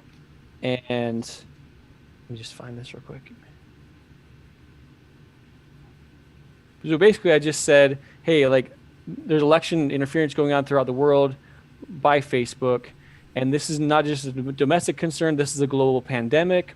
Political censorship has infected the world in a major way, including in Brazil, where the federal judiciary is colluding with Facebook and Twitter against Brazilian President Jair Bolsonaro. Facebook and Twitter are quick to fold when strong-armed by a corrupt federal mob, purely for political purposes. Sad indeed. And the Brazilian president's son, Eduardo Bolsonaro, actually mentioned me in an Instagram story yesterday. Oh, there you go. That'll get a lot of people looking up who's Ryan Hartwig. Yeah. Yeah. But as far as this goes, just real quick, Ryan, as far as what, like, we fight, a lot of us here that are involved in this, we do live in the United States. We know a lot of this funnels through the United States as far as actions across the world. I mean, we are pulling in big tech into our federal system to ask questions and stuff like that. But when it comes to other places like Brazil and anybody else, I know that we have plenty of international patriots here in the chat, and I've asked this before. Give me a 1 in the chat if you are not American and you live in a different, if you're international, and you'll see real quick how that happens. Like, we do our actions here, but it's equally important to all of us, and I'm sure with you, Ryan, too, to make sure that the change happens everywhere. Because that's the biggest problem that we have here, is that this global structure is so deep, it's so dynamic with so many different layers to it. And we just want justice. We want things to be equal. We want people to be held accountable. And we want to just live our lives. And we don't want to have the government control and overreach. And we don't want cheating business going on. And so, like, when you did what you did with having an undercover camera, just doing your stuff for months, being willing to put your face out there, you know, put your life on the line, essentially, you had no idea you would essentially now be helping the country of Brazil, I imagine. Yeah, no, I had no clue. And someone reached out to me on Thursday night, and I started doing interviews in Brazil. But yeah, I never would have imagined that. It is very important globally to work on this. And, you know, all we're asking is to be neutral. I mean, hey, allow political speech. And I said this in the interview that came out yesterday with One American News with John Hines. You know, and I've said this in Brazil. You know, in 5 years, maybe the roles could be reversed. Maybe there's a lot of censorship going on against people on the left. They're claiming it's happening now, but I don't think it really is. No. But I mean, we don't want tyranny on either side. We wouldn't want, you know, conservative controlled monopoly from Facebook just shutting down all the people on the left. I encourage, you know, debate, healthy debate. So this could go both ways. The roles could be reversed. We just want fairness. I mean, when I can't talk about, for Facebook, you know, if Facebook doesn't consider fetuses as humans, their policy doesn't consider abortion as a violent death. Wow. So things like that. I mean, another example is, I'll just give you one. I know you like the specific example. So there's a senator in Australia named Fraser Anning, and he was doing an interview, or he was in public in a public meeting, and someone walked behind him and like broke an egg on the back of his head. So like this minor, like a 15-year-old kid, where we walked up and like I cracked remember an egg that. back in his Yeah. head. So this video, so he turned around, Fraser Anning turned around and smacked the kid in the face a couple of times. Yep. Good for him.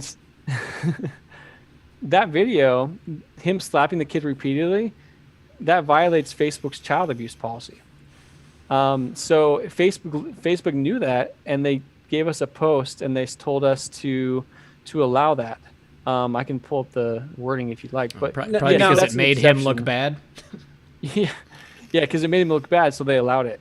Now, will Facebook allow certain things to be aired in some countries, but not in others, to where it basically keeps countries divided as far as information goes? That's something I don't know too much about. I think it's very, very possible. I know, for example, if there's anything related to, if there's anything related to the Holocaust or Holocaust denial, we have to send that to a special team at Facebook, because in the European Union or certain countries in Europe, that's against the law to deny the Holocaust. Yeah. Right. So I know they partition things a little bit different as far as. Well, that's a rabbit hole in itself that we probably won't go down. Yeah, I need to do some housekeeping real quick. We've got 3,700 people here, 2,349 likes. Please consider leaving a like on the show. Help us get this out by sharing it on your favorite social media platform. Also need to say thank you to Floyd Standifer IV, another friend of the show. He says, brother, I honestly can't thank you enough for putting my channel out there. 286 subs since last night's show. You and Methods are truly amazing. Signed, Due Diligence, if you guys want to find him on YouTube. Also, Craig, thank you very much for that super chat. Craig, I appreciate you there. So yeah, both of you guys, appreciate you guys supporting the show. And Muffin is on my lap, you guys, so sorry if I keep hitting the microphone, but she is getting in the way of where I'm trying to sit. Yeah, blame the dog, man. Yeah. Just blame the dog. Yeah. So yeah, see, Russian Bot wants to know my Parler account. Look up for Red Pill 78. I'm Red Pill 78 pretty much anywhere that you could possibly be. Now, Jeff Smith is saying that Facebook allows CP in the same way they allow it on Twitter. Is that true? So, I mean, obviously the policy it doesn't allow for child porn on Facebook. Yeah. So, and that was something that was very difficult too. You know, some of my coworkers were very bothered by that. Obviously, we had to see that. It wasn't all the time, like it was mixed in there. Yeah. So like 1 second you're looking at the meme, and then the next second you click the mouse and CP pops up on your screen. So not cool. And we had counselors on site 24/7. So I think Cognizant did a pretty good job of making sure, they, we were taken care of and supported. And The Verge came out with an article like a year, like in 2019, February 2019, basically trashing the work environment. And like, look, they gave you an opportunity to like, when you work there, they told you what you're going to see, like graphic sexual material, beheadings, CP. So you knew what you were getting into. But yeah, as far as, yeah, there is a policy against child porn, and so anything that was child porn, we escalate to Facebook, and we followed all federal laws related to that. Are there ways to get around it? There are. So like if there's just a page, and people have messaged me like, hey, they're not taking down child porn. So if sorry, I was just looking at a post here. Sure. Okay. So yeah, if someone. Yeah, if there's an image of, and I took down groups as well. When I was on the Spanish side, I took down groups and pages. So if in the group profile picture, there's like an image of a bunch of kids, and if it's enough of a sexual position, but if it doesn't quite meet that threshold, then it stays up. So they are very sneaky. The people sharing these atrocities, they are very sneaky. So if it's not, that point where you kind of know what it is. Yeah. But it doesn't quite meet the threshold of the guidelines that Facebook gave us. So it's possible like there's stuff that stays up there. Well, they're basically, you can probably tell, especially looking at it a bunch, that they're trying to tiptoe that line. They're not exactly there yet, but they're enough in the gray area that it makes sense that they're trying to do that. Because we see that on Twitter. They'll do the gray area, but then there'll be the DM me here, or here's the link for more. Yeah. And they just dance around that stuff. So I imagine it's just as bad on Facebook as it is Twitter. Yeah, and then there's a policy for that, and also for sexual solicitation. So if someone, those the spam ones you get, like I hate on Instagram, I get all these like spam ones where they have like 3 profile photos, and they're like, DM me for fun, And so if there is an image that's sexually provocative and there's like a request to message someone, that gives us some criteria to take things down. But yeah, it's a challenge because there's limited resources at Facebook. I know for a while on the Spanish side, we were sending too much stuff to the CP queue at Facebook. And so they want to know if a child's in danger. So yeah, it's really tough. I wish there was more resources, but if Facebook's having its content moderators spend time on reviewing the Ukraine whistleblower or reviewing Greta Thunberg, then they're gonna have less time to work on deleting, CP. So if there's a major political hot topic, Greta Thunberg being one that happened, that was a mess. The whistleblower, the impeachment stuff going on, the kung flu that we're going through now. If they have too many hands on deck on something like that, then things like CP just kind of don't make it there as quick as they need to be doing it. Yeah, I mean, in all fairness, there might be other sites throughout the world that deal more with pornography or CP. I know they have a lot of people in India working on that. So it's not to say that they're not doing it, working on it at all.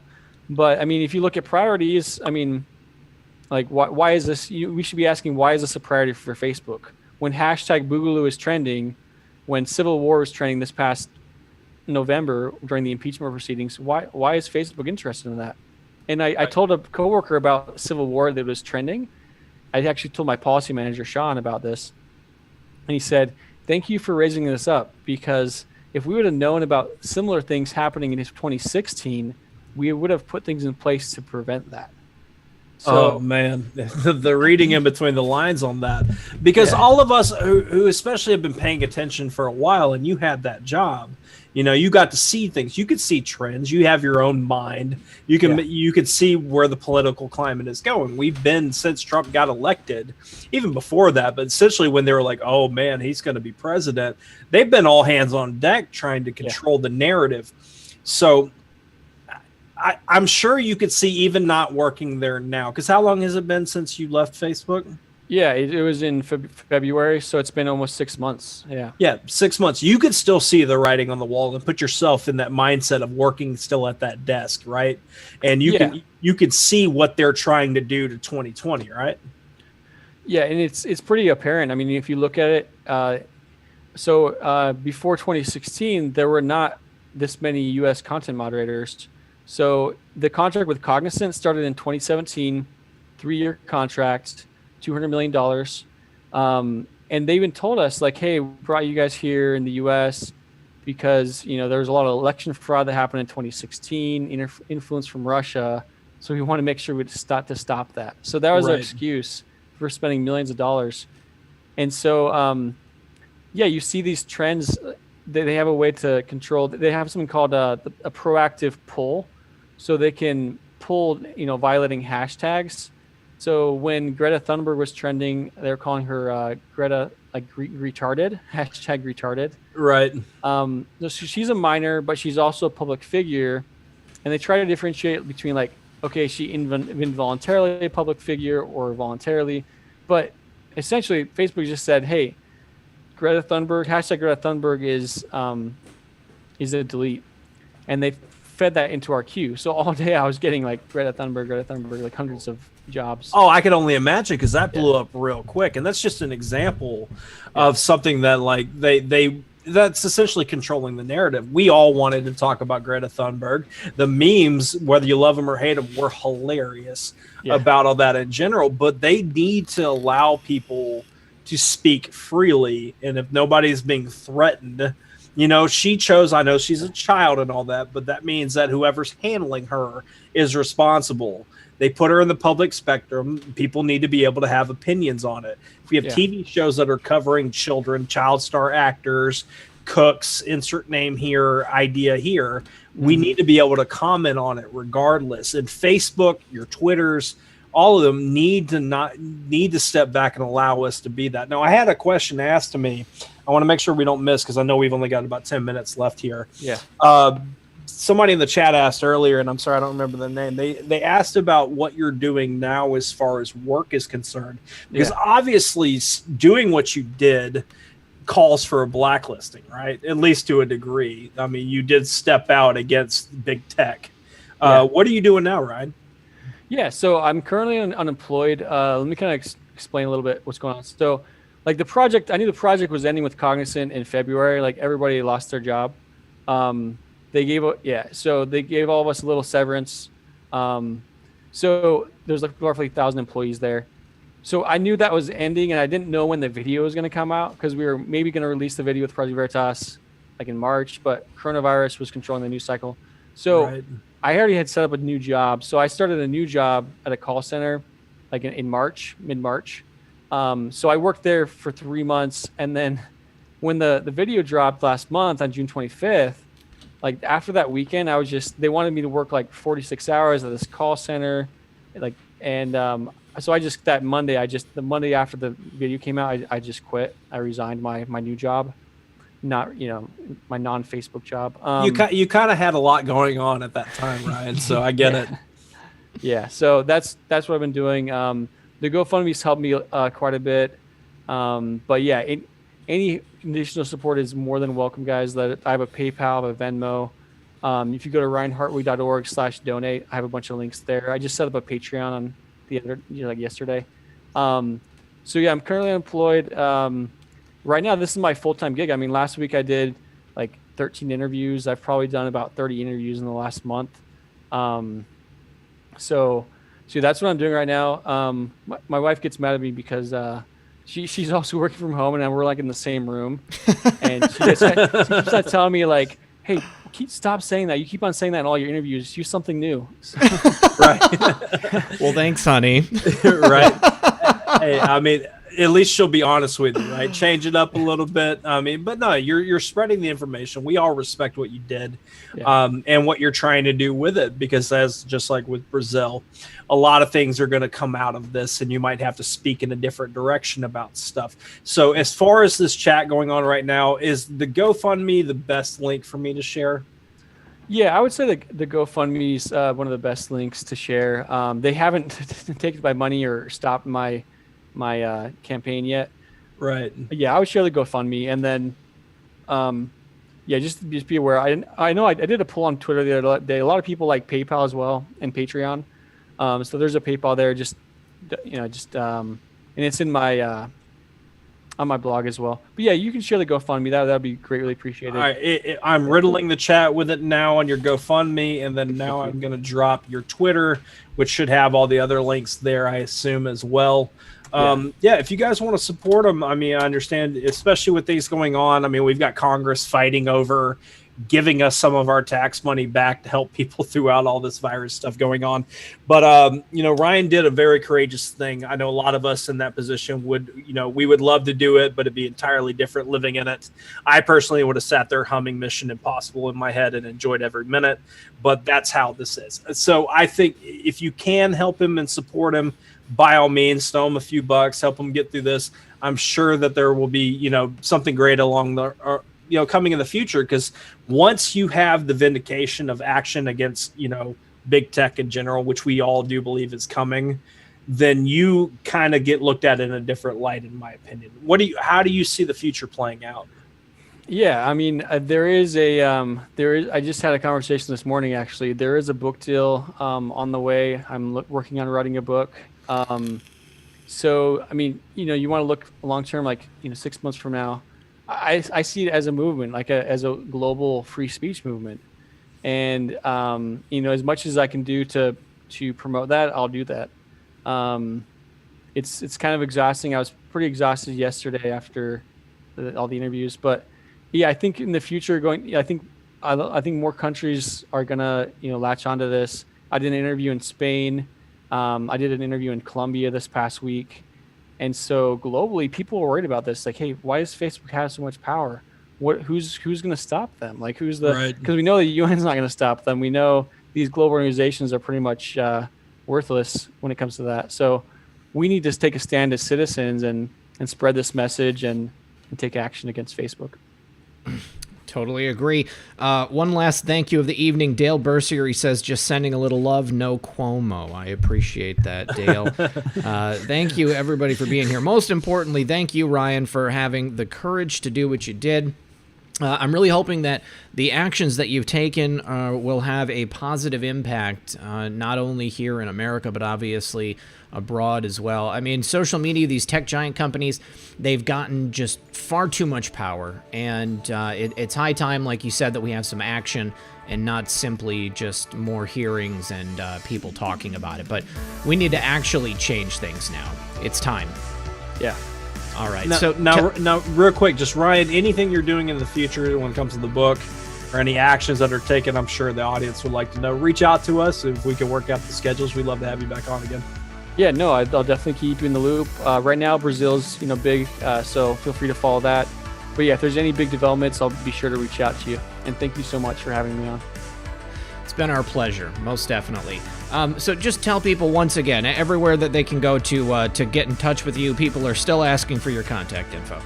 Yeah, so on Twitter, it's @RealRyanHartwig, and then that's pretty much my handle everywhere else. So I'm on Gab, I'm on Parler, I'm on Instagram. It's that same handle @RealRyanHartwig, and then my website is ryanhartwig.org. So pretty easy. I've got it linked right now to the Brazil page on my blog, so ryanhartwig.org/Brazil. Para os brasileiros. So, but once you're on that blog, there's all kinds of links. I have my recent appearances there. You can watch all my interviews. They're embedded in my site. There's a donation link there, ryanhartwig.org/donate. The GoFundMe is on my Twitter. So I'm tweeting the most on my Twitter.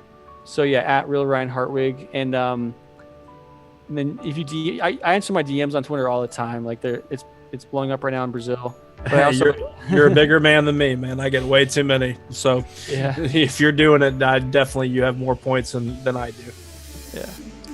And I have a Proton mail as well, so if you want to reach out, you can send that to me. All right, thank you to everybody who showed up tonight. Looks like suddenly they're messing with the stream. I saw somebody saying that there was some issues with the stream. It is a little choppy, looks like. So thank you, everybody, for being here. Appreciate it. Thank you once again, Ryan, for helping us out and helping out the country, bringing this information to the forefront. As always, Methods, thank you for being here with me. Thank you to the mods for keeping the chat comfy. And I will see you again tomorrow at 6 p.m. for Red Pill News. Good luck, everyone.